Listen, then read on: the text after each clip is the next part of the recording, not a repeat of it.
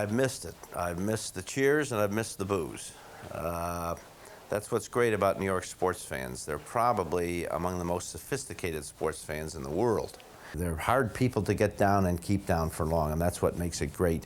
And they're the same way as sports fans. I think it takes time to develop all of those skills to be able to stand up there and even get close to hitting a 100-mile-an-hour fastball. It's a scare in itself. So I think that's why baseball takes so long. And this program has been 5 years in the making, and now we're starting to see the fruition of it. I went out and watched our young pitchers the other day, combined with our regular pitchers, our present-day Major League pitchers. We have such talent in pitching. I was so excited to see them. Now, I didn't see them throw, but I know they can throw. But what I saw was big men, big fellas, and smaller guys, but very good athletes. I think after all the years I've had as a coach and a competitor, 40 years in athletics, I can judge an athlete. And I see a lot of fine athletes among those young pitchers. I've known Buck since he was in the minor league camp. I watched him run his 40s down there. He just didn't want anybody to beat him. There were faster men in the squad, but a 40-yard dash tells you a lot about an athlete. And he's a detail guy. That little tablet, he writes down notes, and he goes back and studies and organizes. You take care of the little details in business or in athletics, and the big things take care of themselves. Buck Showalter's a real rising star among managers. I'm a pretty intense guy, and my dedication to winning will never change. I mean, until they say that you're not best when you finish first, I'll never stop trying to be there.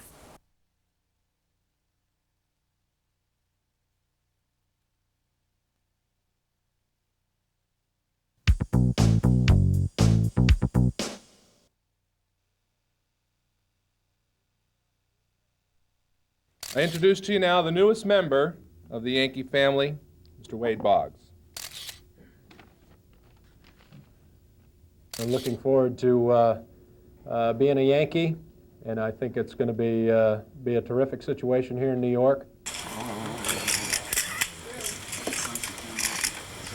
Bill. Jim Abbott, Spike Owen, and Paul O'Neill. I'm looking forward to playing here. To me, it's always been an exciting city. It's always been in a city with a lot of energy. I love playing. There's nothing like playing in Yankee Stadium. Riverfront Stadium in Cincinnati is nice. It's a nice field with AstroTurf and a round stadium, but it's nothing like this. Once you get out in the field, you can say, you know, this is what baseball is all about.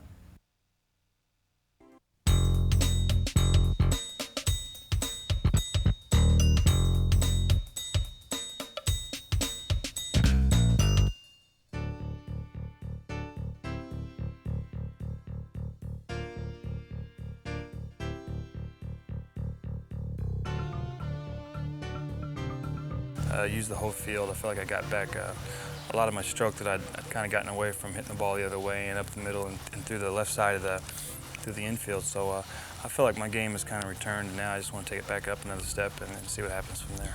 I have a good time playing defense. I think it's very important. I place a lot of importance on how the game goes and you know, what you can do to be a good defensive player. It's just a matter of wanting to be a good defensive player. If you want to be a good defensive player, you can be. It's a matter of going out and working on it.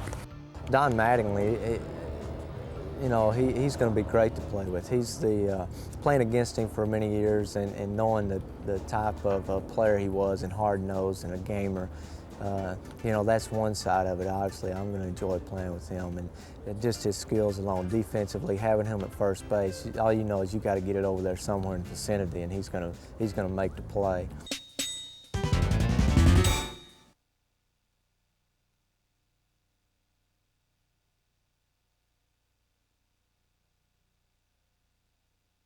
That's what you need when you're a young player, you know, when you question your abilities and things like that. Just a positive. I keep on looking at the positives and just go on from there. I've always been a pull hitter, you know, and that's what I'm working on now. I can hit that inside pitch. I know I can now. It's, you know, to work that pitch away where I'm hitting the ball to right field instead of pulling on balls, pulling off balls, staying through balls, and that's part of the game I'm working on. And the better I do that, the longer I'm going to be here and the more successful I'm going to be.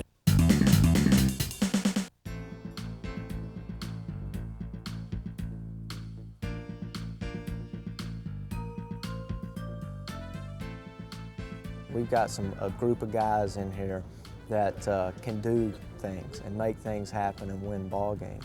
Now, when you talk about the lineup and the pitching staff, I could go through the whole thing, but we have a great mixture of a lot of veteran players that have been not only in the World Series and playoffs, but have had great, outstanding individual numbers. We've had all kinds of different combinations there, and I think that that mix, along with some of the younger guys, it's going to be exciting. I want the ball as quick as possible. Don't try to throw it right over the bag every time or on this side. Just give it to me and I'll work with it. And they're the same way. So it takes a lot of pressure off the guy that's giving the feed up as far as on a double play, because all I know is I want to field it clean and get it out of there. Well, Spike, you know, I think sometimes we get caught up in the aura of Spike being such a gutsy, fiery player that's a veteran, and he is all those things. And he's not afraid to voice his opinion, and he's not afraid to hurt somebody's feelings if he has to. But I think we sometimes lose the fact that this is a pretty talented kid. He's got good hands. He's got a very accurate arm. He knows how to play the hitters. He's a tough out at the plate, especially in an RBI situation. And he's capable of being 0 for 3 and come up in the ninth inning and drive in a big run for you.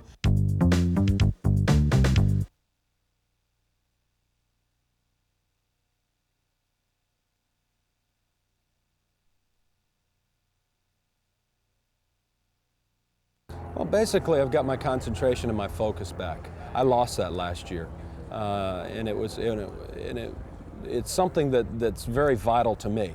See the ball and hit the ball. That's basically all I try to do. I try to adjust and make adjustment through my swing on what type of pitch it is. I pick up spin and these kinds of things, and I hit off of that. I don't guess. I don't look location. I don't do a lot of things that a lot of big leaguers do. I wait to see the ball. I wait to see rotation. I wait to see spin on sliders and these kinds of things. So consequently, I'm staying back and staying through the ball, and that's one reason I've hit the ball to left field so much. The only rivalry in baseball is to get to the playoffs. That's your rivalry. Everybody else is your rival. There's not one team that stands out and says, okay, we have to beat those guys 8 times and we don't have to worry about Cleveland. You have to beat everybody to go to the playoffs. Boggs is a long-time underrated third baseman. Probably should have had a couple of Gold Gloves. Boggs made himself an outstanding defensive player a few years ago. We want him out there, and I really believe that he's going to hit 300.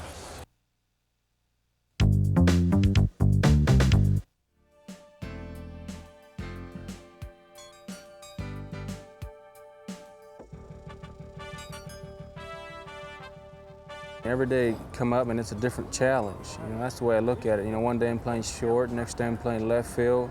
And at first I used to look at it like, well, gosh, you know, it's going to be something that much more difficult. But now I've pretty much matured in the way that I look at it as a challenge, and I really challenge myself and the position that I play at. Not only do I want to instill in my teammates that I'm just stuck out there because we need a body there, but I want them to realize that they have confidence in me and being in that position as well.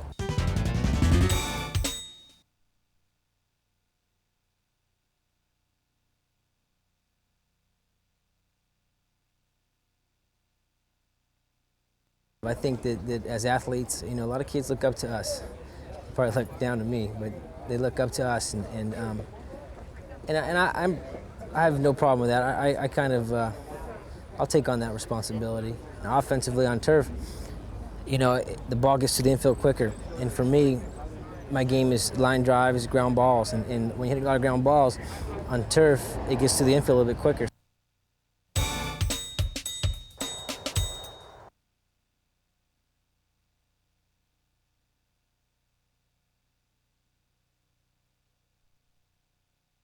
I feel that we can compete with anybody out there. We've got the ability, we've got the personality, we've got the determination, we've got the experience, we've got the youth. We've got it all. We've got the pitching. There's no doubt about that.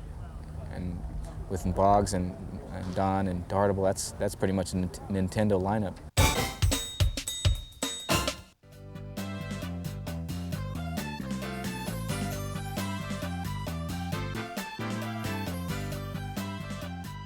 I feel really comfortable hitting. I feel really comfortable playing the outfield.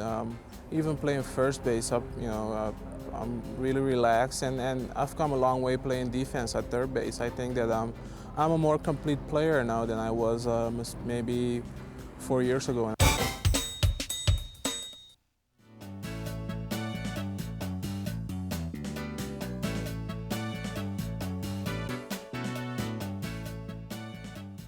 When I first signed in '86 and went to Oneonta, the single A team in upstate New York, and put on the pinstripes for the first time, it was real exciting to me. But I'd have to say, when I finally got a chance to put them on in Yankee Stadium and got into that box where all the big sluggers have hit in their careers, Babe Ruth and Lou Gehrig, and especially the left-handed hitters, it was a big rush for me. So it's nice to be able to follow in that tradition.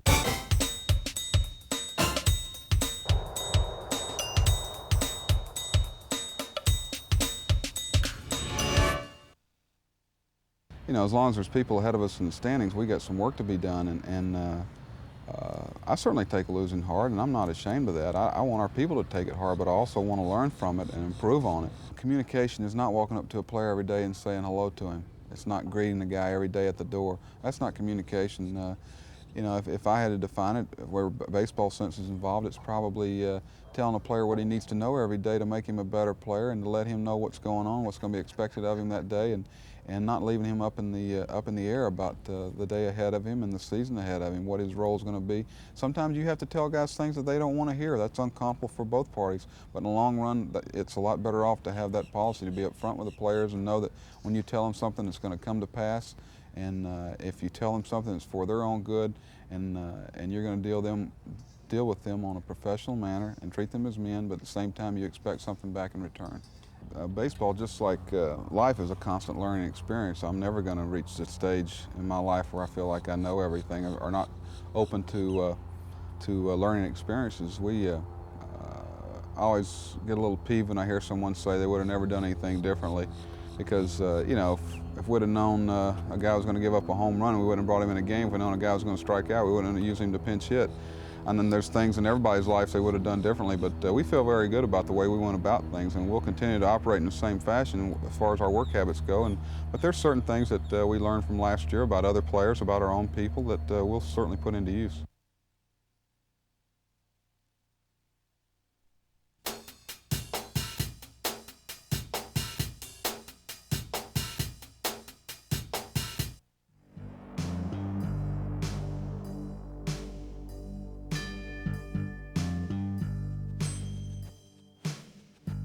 I like our lineup. I think that we've really improved in our lineup, and I think that we're going to go out this season and hopefully put something together that we can be proud of. I like the fact that I have some people in front of me that are going to be on base pretty much all the time, and I like the guys behind me that are going to be able to hit. If I show them that I can hit the ball the other way out of the ballpark, then they come back into where I want them to be, and I think that helps me. Young kids need heroes, need people that they need to look up to. And they've done that. I think that that's what baseball needs to do with us, the baseball players.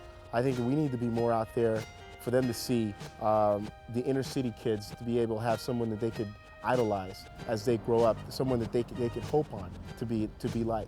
I think that we're not out there enough, other than just the baseball game and the newspaper and TVs.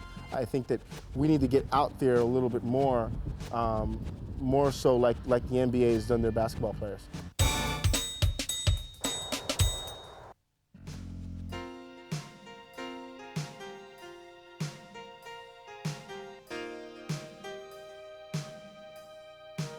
My main concern now is just to be a good base runner, because I would like to wipe every doubt in everybody's mind that I'm a less than average base runner or base stealer. Been working hard in winter ball, and just to work on my instincts and working on watching the ball, and try to take the extra base whenever I can.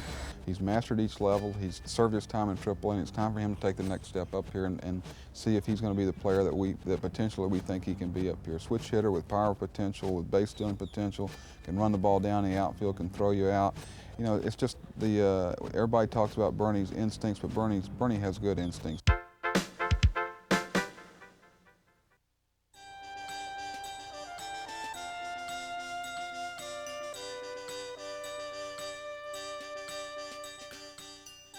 It's good to come into an organization that I think has gone out and put a good team together. I think when you're traded, that's the first thing you think of. What type of team am I going to? Do we have an opportunity to win?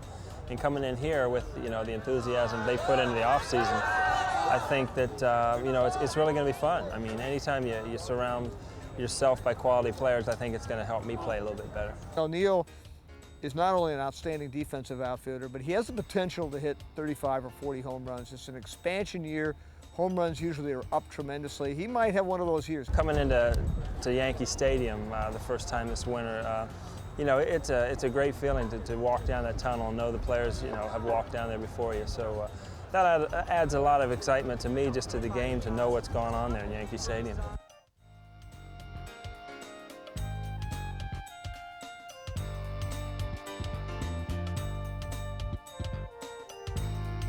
It was good to see that the hard work that I put into this game finally paid off, and part of my dream came true for a little while, and hopefully it can continue for a long while. I've got a chance to watch him over a couple of springs, and first he didn't play much, but I think last year was he's just getting better and better. At the end of the season, he looked very good. Hit some home runs for us, and he obviously brings great speed. He's a very good outfielder. He works hard. He's in the right position. He brings a lot to our ball club.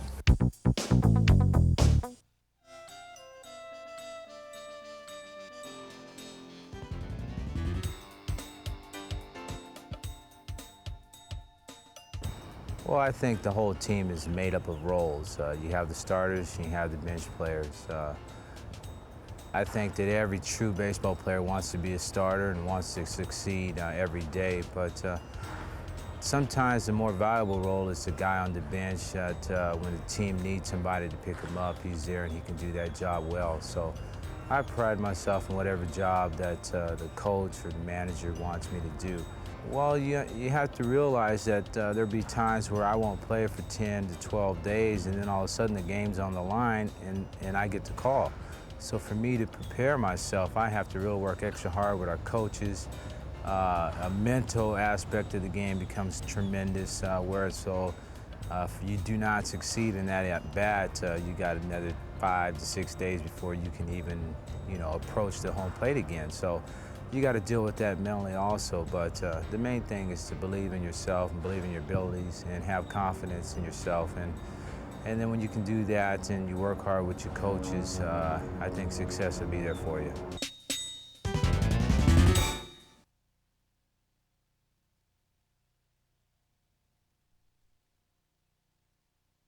When you think back of the Yankees, the great Yankees, one of the first that comes to mind after Ruth and Gehrig, of course, is Bill Dickey, who, as you know, was voted the greatest living catcher back at the same time that Joe DiMaggio was voted the greatest living ball player. A guy could foul a ball off. He'd swing and the foul tip go back, and Dickey just look over his shoulder and never move. But if he did move, there was a chance that he'd catch the ball. When I think of Bill Dickey, I think of myself growing up in New York City on East 66th Street and going to my first ball game when I was 8 years old. Bill was still playing, probably one of the best catchers. He and Mickey Cochran, probably the two best catchers in the American League. And all I thought about was that great swing that Bill had, what a great catcher he was, tall, good-looking man. And then later on, I never thought it would happen, but I ended up playing for the Yankees, and Bill was our first base coach when I joined the Yankees in 1950, and he's just a wonderful man, a great ball player, and a real gentleman. 39 World Series, okay? First ball game, it was 1-1. Keller hit a ball to right center field, and Harry Kraft and Ivel Goodman got mixed up on it, and it turned out to be a triple. Should have been caught. Keller's on third with a winning run, last of the ninth. 1 out. The next matter is DiMaggio. Well, you're not going to pitch DiMaggio, are you? Okay, you put him on. Now you got a choice. You want to put Dickey on. He's the next hitter to load the bases for Selkirk, who can run better than Dickey, or do you pitch to Dickey? And when I saw that McKechnie says I will pitch to Bill Dickey, I turned around and I grabbed my glove so I wouldn't lose it when this game's going to be over, because it's going to be over. That's what I thought of Dickey. Second pitch, line drive to center field. Game's over. That's what I thought of. When we put up a plaque on the center field wall for him, when his number was retired, there was no plaque. So early that year, I called his wife and told her what we were planning to do. We go through the ceremony, And we said, Bill, now you don't have to, but if you'd like to say something, why, I'm sure the fans would like to hear you. So he knocked the place right on its butt. He said, I'm not an ex-Yankee, I'm a Yankee.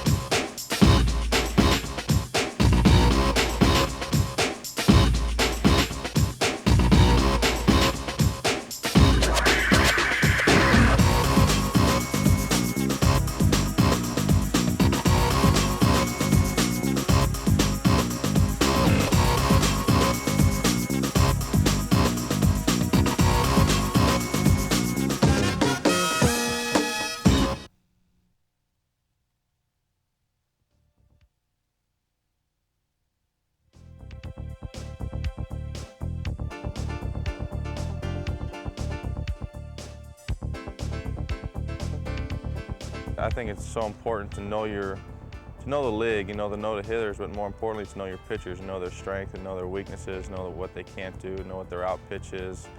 And that's something that I strive for, and that's something I pride myself in knowing. I have to have a real good working relationship with each umpire. I try not to say anything when I'm at the plate, on a bad call. Because I got to go back there for 9 innings and sit back there with him, catching Nolan Ryan's 7th no-hitter, without a doubt. To me, that it's something nobody can ever take away from me. They can talk about my defense, they can talk about my lack of whatever, but I'm going to walk away from this game catching one of Nolan Ryan's, one of the greatest pitchers of all time, one of his no-hitters.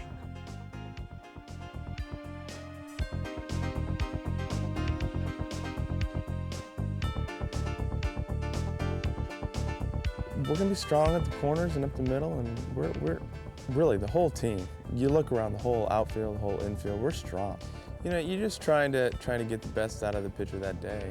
You don't know what they're going to have exactly when they're warming up in the bullpen. You just have to wait until you get out in the game, and you're trying to get some close calls, and sometimes you just get the feeling that certain pitches you're not going to get calls on, so you have to go to other strengths.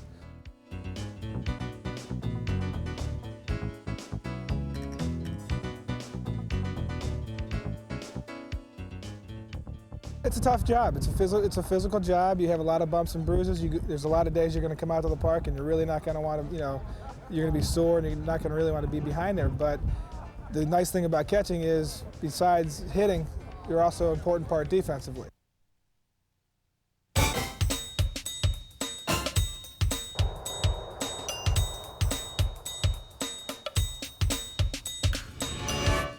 I think they're going to have the best starting pitching in the American League East, if not the American League.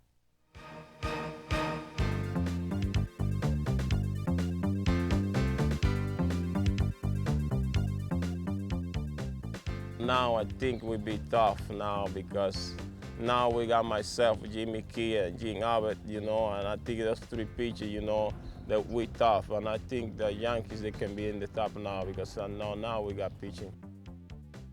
He had an outstanding year last year. His ability to throw his forkball that breaks 2 different ways enabled him to have a great strikeout pitch. And he has a fastball that's 90 mile an hour plus, and he's able to locate it. He has a good slider. He can use both sides of the plate. Melito did a great job last year, and he should have won 20 games. And I say that because we just didn't score enough runs. Bill Burgess just gave me a stat today that if we averaged 4.5 runs a game last year, if we had averaged 4 runs a game from Melito, he would have won 27 games.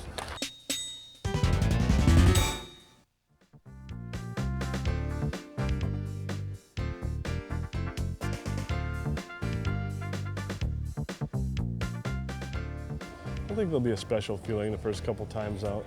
Certainly going out there, Yankee Stadium, in the pinstripes, and I think everybody around the league knows that the New York fans are probably the most knowledgeable in all of the American League, and they'll let you know if you're not doing well. They'll let you know if you're doing well, and I guess that's all you can ask.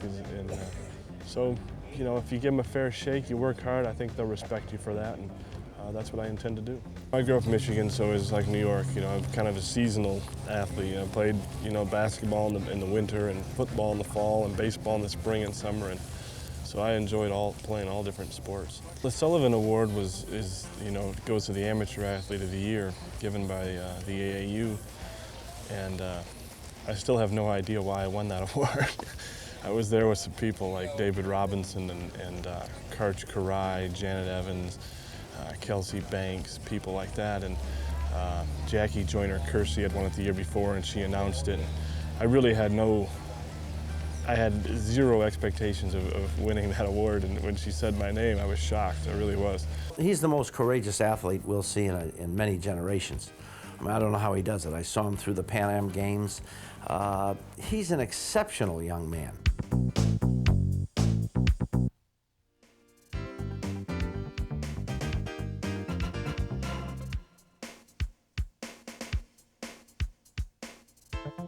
I think we got as good a staff as anybody in the league. We just got to get innings and wins out of our top 3 guys, I think, in which we all have proven we can do it. And we just got to go out and pitch like we can pitch and take the heat off the 4th and 5th guys. My first concern is winning. I want to be a part of an organization that wants to try to win. I've played 9 years, and I was spoiled a little bit in Toronto. Every year coming out of spring training, we were either picked 1st or 2nd in a division.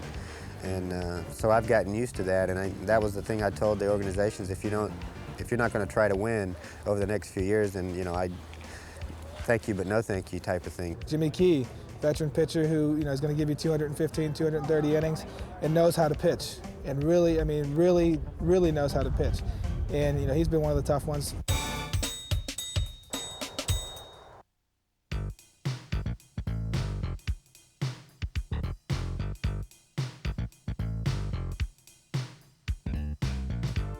I come to the baseball park with the thought of what can I do to help us win today. And if that's a tip from a pitcher or just a guy's not doing too good, or if he's got some things that he's struggling with personally, I like to take that off of them, so to speak, so that they can be the best that they can be on that day. Buck speaks a lot of what I believe in is check your ego at the door. Come ready to play, but check your ego at the door. Nothing can happen until I let go of the baseball. And I know, and I'm fully confident in the ability that's given to me that if I do what I know I can do, you're not going to beat me. 300 hitter, 3 out of 10 times makes millions of dollars. What's that tell you? So I'll just let him get that 3rd hit off somebody else, not me. I think now it's time to get to business, go to war, let's strap it on, and may the best man win.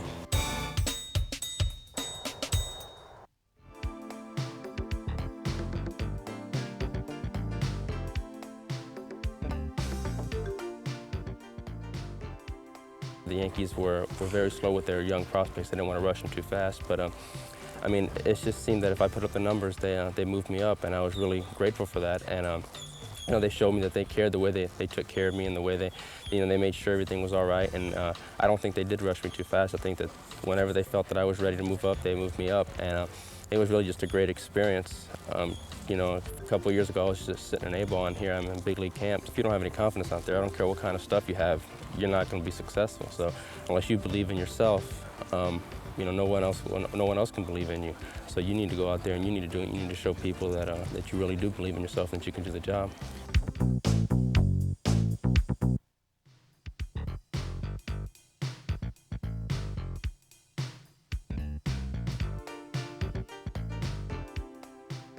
I think just overall approach to my game this year is going to be a little different than it was last year because I'm stronger. I'm in a little better shape, better pitching shape this year. I think a little more confidence in myself. I've gotten these guys out before. I know how to get them out. I know I've done it. It's not, can I do it? It's, how do I do it now? You look at last year, we played in a lot of one-run ball games. I think we're 2nd or 3rd in major leagues with 40 one-run ball games. One-run ball games, a play here, a pitch here, one at bat here. It's very close, and you turn that around this year, and you could be looking at first place.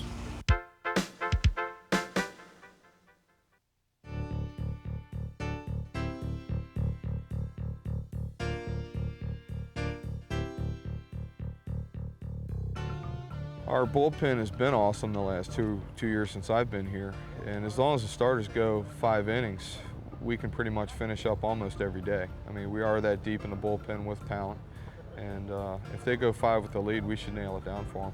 The major thing is not making a mistake. If I come into a game and only have to throw 10 pitches for 1 inning to get 3 outs, I can't make one of the pitches be a mistake in a hitter's wheelhouse.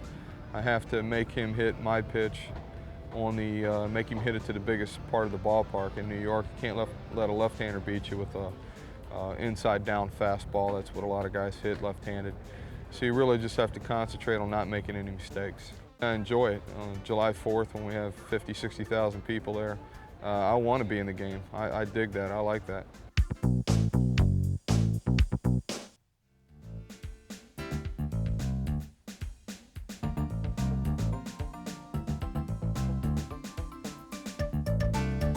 When you come into a game and you got guys on base, you know, less than 2 outs, I mean, it's very important to take the initiative and go after the hitter and get that first strike and put him in a hole and make him think he has to do some things. You know, you don't want him being relaxed out there, you know, if you get behind him, you know, a ball or two. But definitely first pitch, I always try to go after the hitter. You know, I get zoned in. You know, sometimes people think I'm rude to talk to me, and I won't respond. But it's just that you know, I'm trying to stay focused. You know, I'm pretty much into the game because my span is a lot larger than like a Steve Howe or Steve Farr. I got to be ready, you know, basically maybe from the 4th inning on. So I really have to be into the game.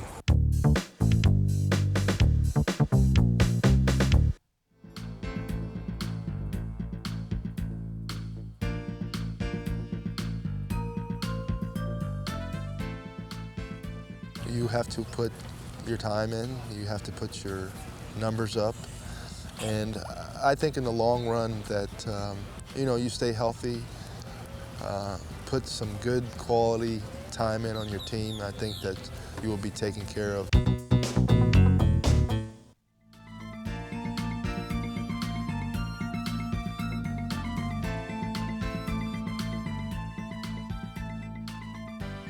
I think Paul was the 3rd batter. I had a 3-2 count on him, and I was saying to myself, he doesn't think his rookie's going to throw him a 3-2 slider. And I threw a pretty good slider, and he hit it right back up the middle at me for a base hit, and it's like, okay, I'm really here. These guys are going to do their job, and you just don't get away with that stuff, just trying to spin one in there and that just for a strike on 3-2. I'd like to be a starter with the New York Yankees, but right now I feel I've got a lot of confidence last year with my ability to pitch, and I like my sinker, and I hope they do. But if they call on me to be a relief pitcher, that's fine with me.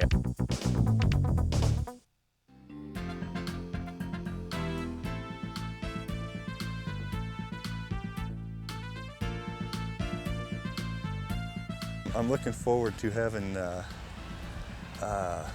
announcer in the Yankee Stadium, Bob Shepard, announce my name and my number and that familiar voice that we have there. And then I think all my jitters will be gone as far as going through spring training and facing hitters and alleviating any doubts that people would have about my arm and myself. And then once the season opens or whatever game I happen to pitch, I think it's just going to be like old hat again. And you never forget how to pitch. Just because I've been away a little while doesn't mean that you forget. But I think things will start coming back to me as far as the atmosphere. I won't be overwhelmed or anything, I don't think, but it'll be a special feeling.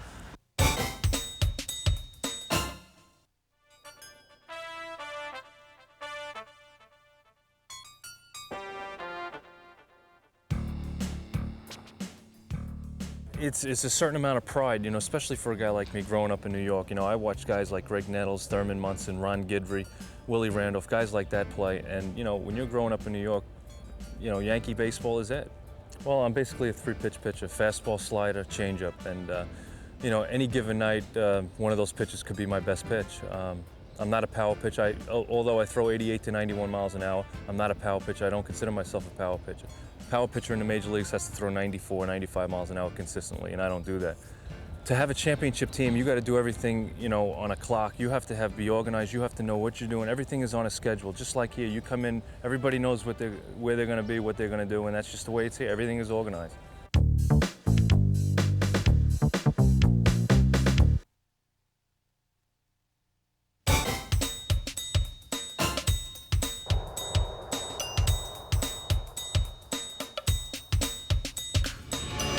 At this point, they have, along with the Atlanta Braves, probably the best farm system in baseball, at least in terms of prospects ready to come to the big leagues. I mean, they've got You know, they lost a lot in expansion, and they lost a lot in the Rule 5 draft, and they had to trade away 3 kids for Jim Abbott. But when you have a deep enough farm system so that you have 3 people you can easily trade to get a 25-year-old pitcher who's one of the best in baseball, I mean, to me, that speaks enough for the farm system. What we're trying to get involved with is the top ceiling, the players with the highest possible ceilings. Maybe not near that right now, but the kids that would, when they get to the big leagues, will have the greatest impact and the best chance at longevity. So ceiling is always something that we're very interested in.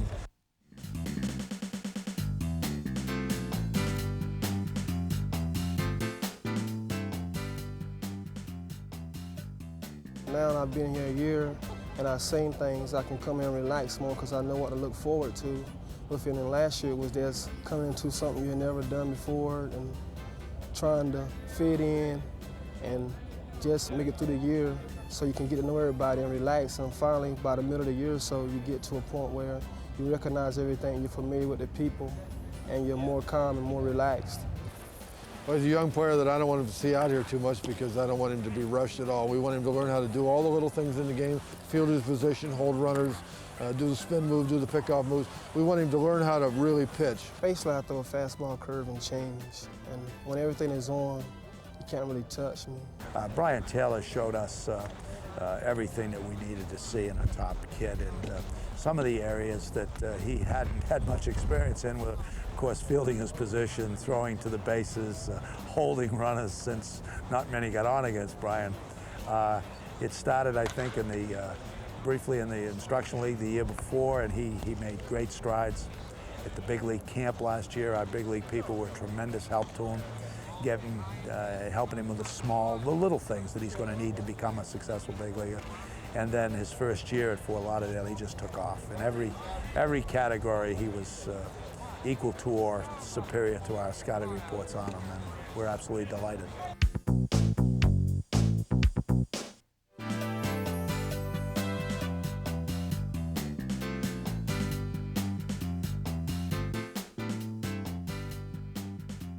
Like, I walked into Yankee Stadium back in September, and you see those guys on TV like Don Mattingly.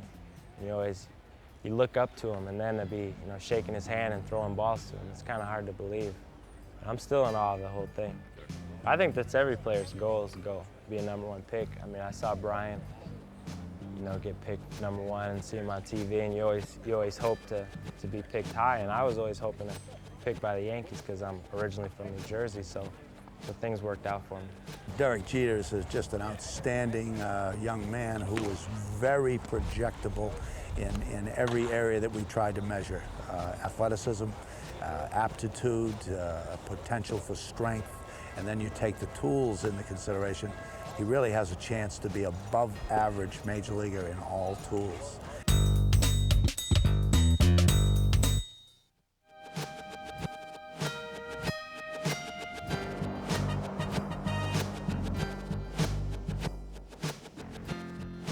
I was the MVP in AA in the Eastern League last year, and it was a great honor for that. There was a lot of great players there, and to be picked as the MVP was probably one of the biggest things in my career. There's unbelievable talent in the Yankees organization, and to one day be able to throw across the diamond to Don Mattingly or something would be the ultimate. It'd be the greatest thing in the world to me. Russell Davis has a very quick bat, one of the quickest bats you'll see when you look at a young player. He's a third baseman that's just on the rise right now. He had a fine year last year. Domingo John is outstanding. He can do some things. He has big hands. He should learn to split finger. He has a fine fastball, above average, and he has a slider that's one of the better ones in the organization. And he's young. He has a fine body that he should be a good pitcher for a long time. He has good control, knows how to pitch. Already at a young age. He should move well in our organization. We feel that he's one of our very better prospects. Domingo John has amazing stuff. He throws very hard. He's got a great splitter. He's also very young. You could see during spring training he was nervous. He was pacing around on the mound. He's got to learn how to control stuff. They're right on schedule. Don't rush these kids.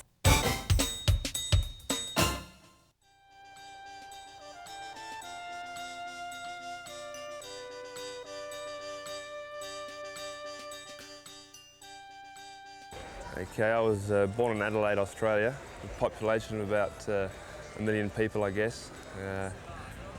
I guess my father got me into the game of baseball when I was young. He played himself, and my father's father played. So, I've just been in the family for a while, and I guess I started in the T-ball and the Little League and all that sort of thing, and it just ballooned from there. Fans can look forward to an aggressive sort of guy on the mound that throws 90 plus and likes to attack the hitters and go after them, and I have a slider and a straight change, and I think basically I have no trickery in my 3 pitches. It's just three basic pitches, and once I can throw those pitches for strikes, I'll be all set.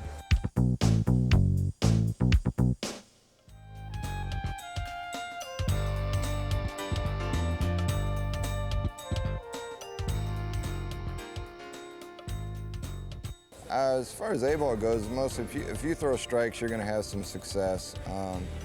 Start to get your breaking ball over a little bit. In Double-A, you've got to be able to get the breaking ball over, behind an account, and as well as spot your fastball. And then up in New York, it's more or less the same thing. You got to be able to throw your off-speed stuff behind an account to be successful. I'm one of the guys that learned more from failing than from success. I feel like even in New York last year, I didn't have a lot of success, but I know, what I got to do to get people out.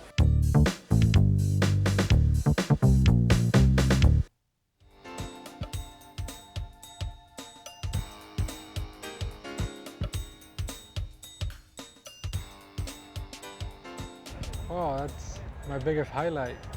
That's something to dream on. Not really just to have a great year, but be the MVP of a whole league, which there are so many players, so many good players, talented. It was something that I felt proud of myself, because the time that I took to work on it, work hard, and stay after it. Kiki Hernandez has got a bright future for us. He's a kid that's worked very hard. He's shown the ability to hit. He's hit with some surprising power. He's got an above-average arm. He's a good receiver, a very headsy player.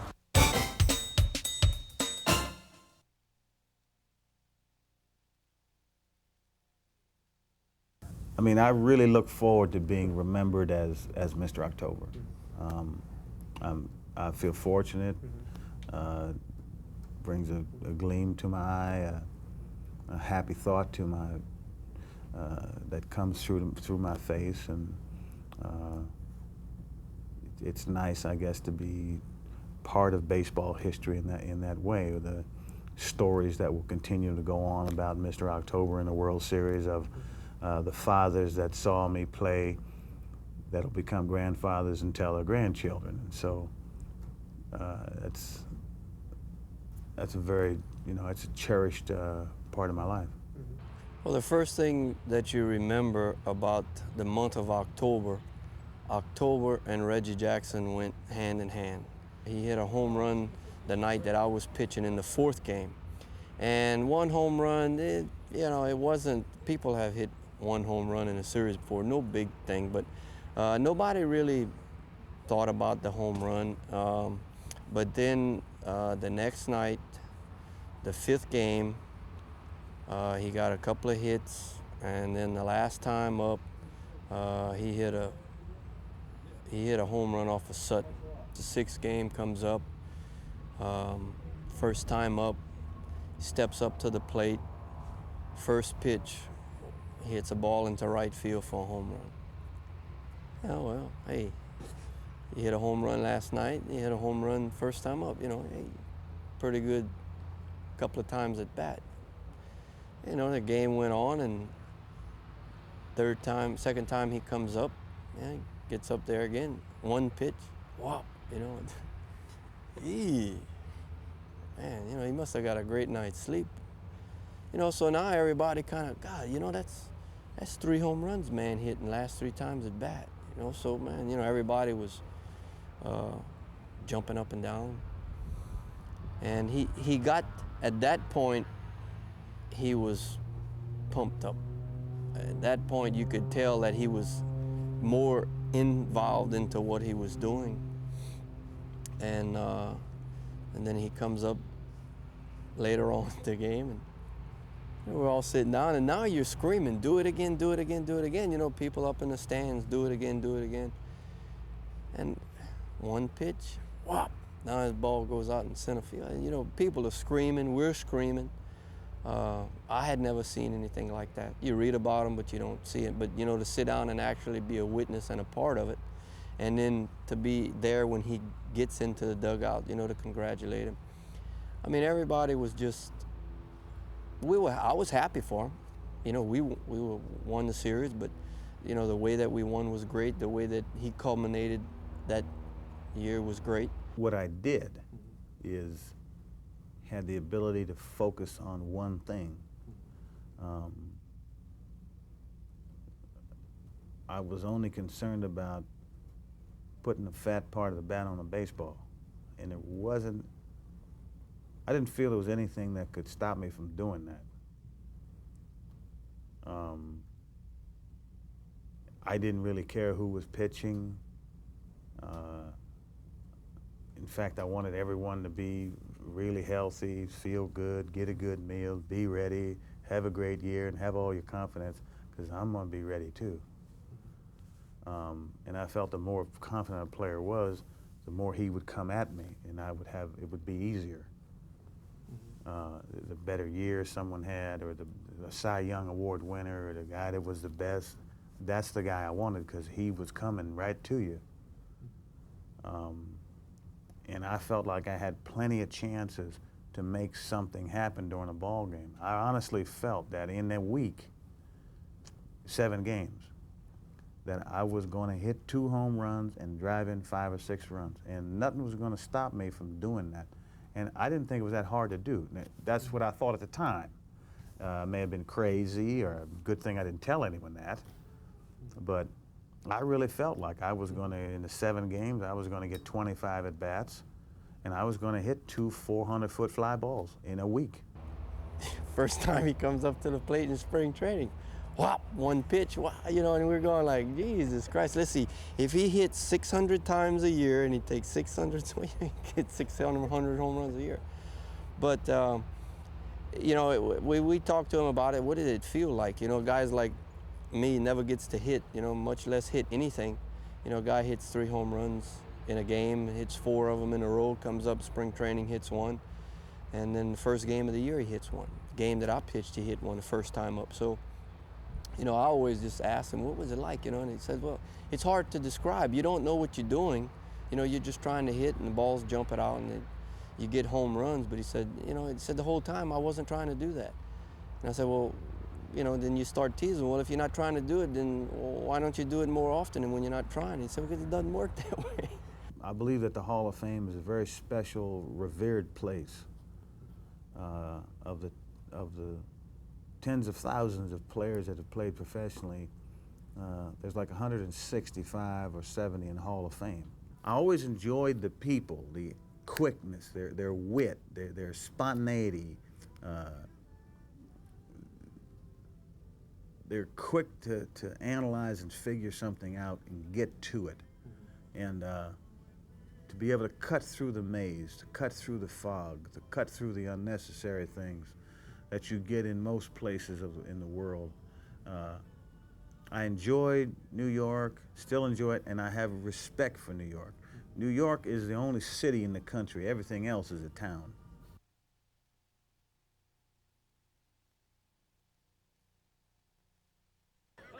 Yankee tradition is probably, while a lot of major league clubs have a lot of tradition, it's probably the most famous, and it's been written about enough, and it rubs off, I think. I got to play a Yankee in my last movie.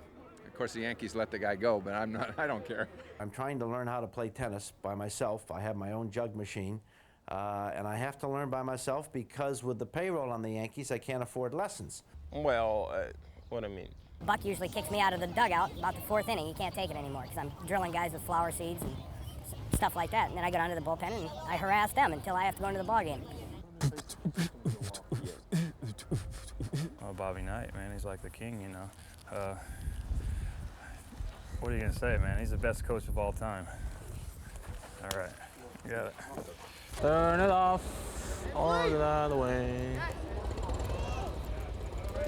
figured if I can get through New York traffic, I can get through a big league game. Yeah, the Bulls.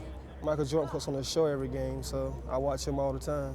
Because a flower pot has about the same personality as he does. Well, what I mean?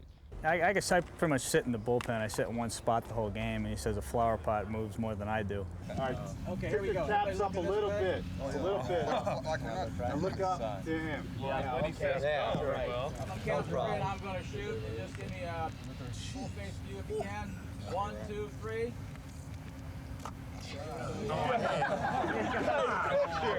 I'll tell you where the missile installations are. Jesus. All right, everybody. If you don't have a bat, hands on your hips. What? All right. Everybody ready? You count to 5 or 3? Come on. 1, 2, 3, go. Okay. Submarines are in the Mediterranean. 1, 2, 3.